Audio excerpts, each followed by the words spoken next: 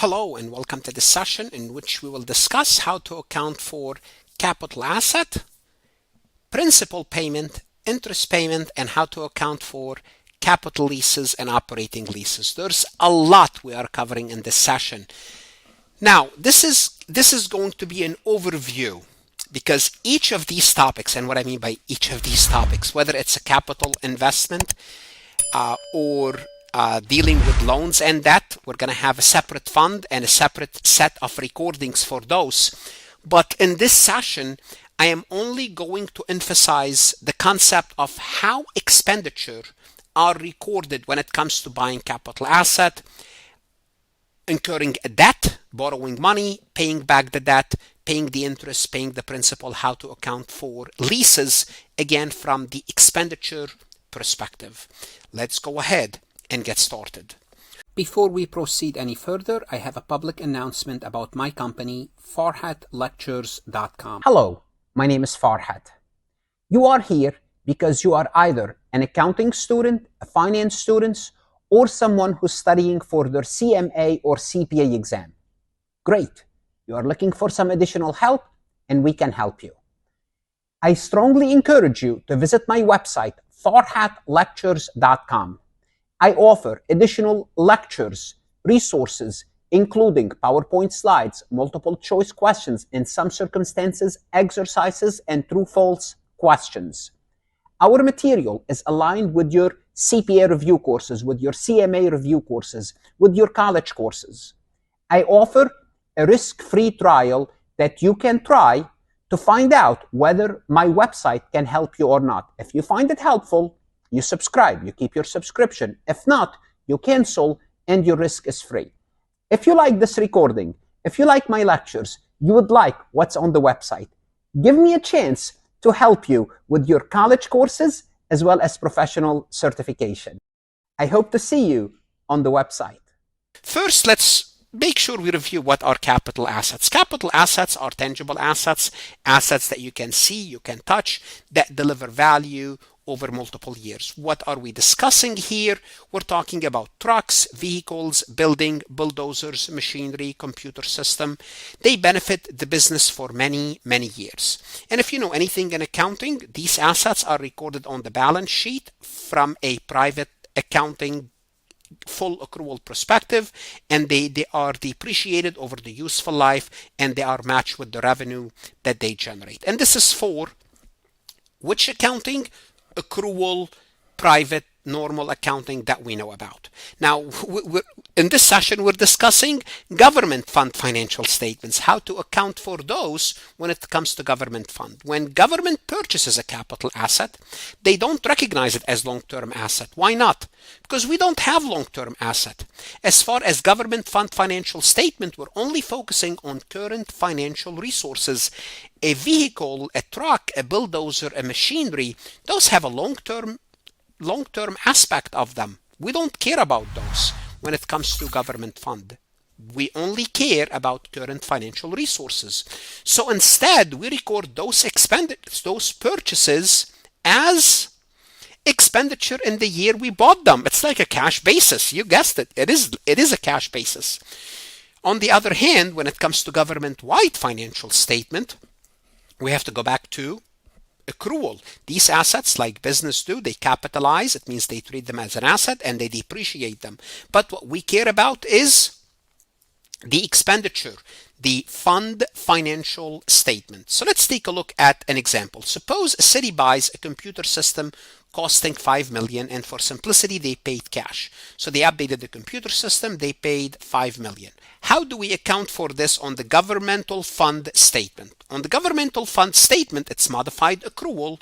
What we do is we debit an expenditure, $5 million. As far as we're concerned, we paid $5 million, it's an expenditure. I don't care what I purchased with that expenditure, whether I paid for my utilities or I bought a truck, a machinery, I paid off that, it's an expenditure.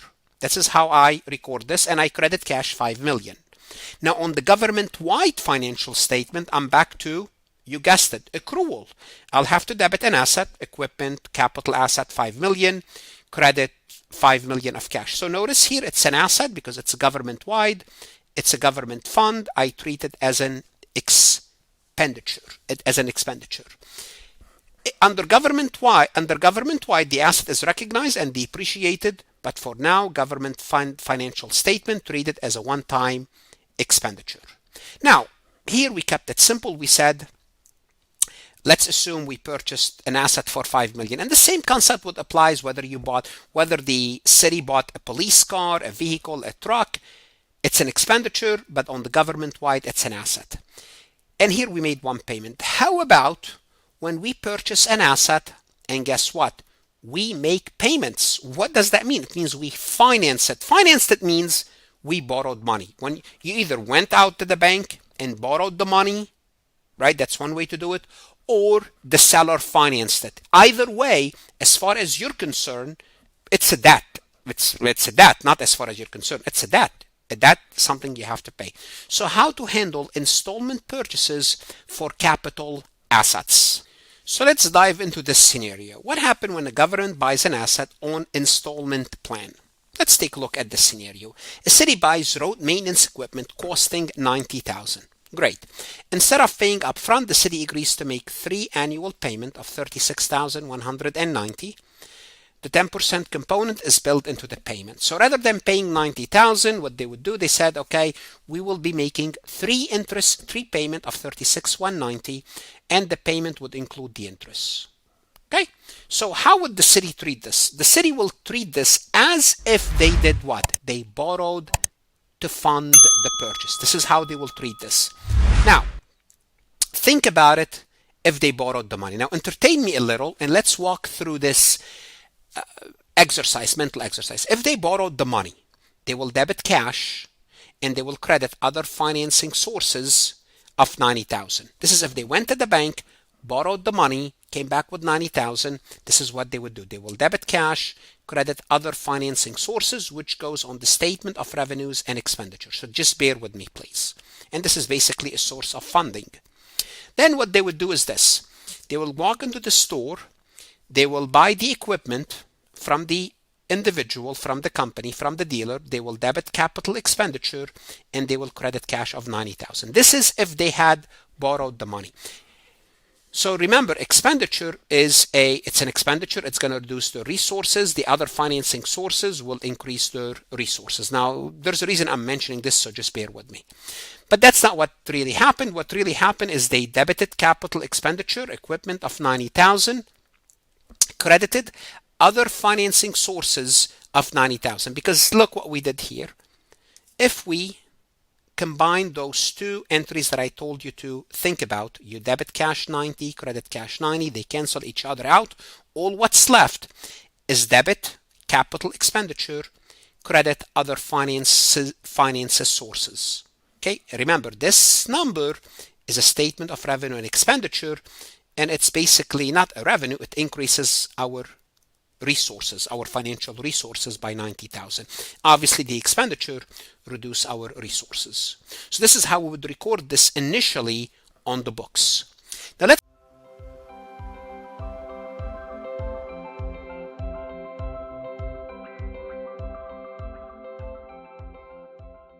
what should you do now? You want to go to Farhat Lectures, look at additional resources, multiple choice lectures that will help you, whether you're studying governmental accounting for a course, college course, or you are studying for your CPA exam or some sort of a professional certification. Invest in yourself, study hard, and stay safe.